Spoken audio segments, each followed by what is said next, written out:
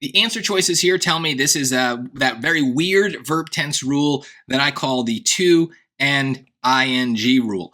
And the reason I call it that is there's choices with a to and with an ing, right? To, ing, a lot of them. Now that doesn't mean they're right, doesn't mean they're wrong. It all just means we got to pay attention to the structure of the sentence. And a lot of times with these questions, especially in the easy module, we can just kind of hear it and hear where the sentence kind of goes. So in this case, let's just read it as a blank. The collection blank 18 plays that might otherwise have been lost, such as Julius Caesar and Macbeth. So this part here, I can tell from this comma, it's just a little extra bit. Let's cut that out. The collection includes 18 plays that might otherwise have been lost. Yeah, that's what I need to say.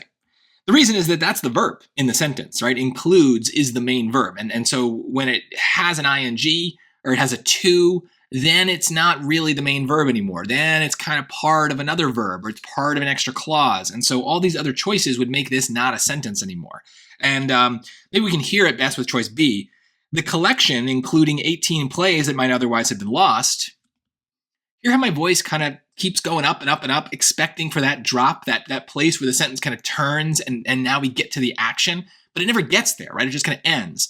That, hopefully with practice, you can hear yourself. Obviously we can't talk out loud during the real test, but that's kind of what I'm doing in my head is I'm kind of reading it and I'm listening and I'm hearing that like this sentence never goes anywhere. It doesn't get to its point.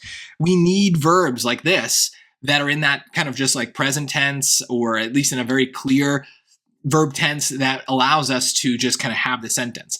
It happens in this case that both the to and ing versions of the verb are wrong, but that won't always be the case. So don't just like cross them out. Like if this is the rule, then you got to think about the structure of the sentence. And sometimes the structure does require us to use an ing or a to version of the verb.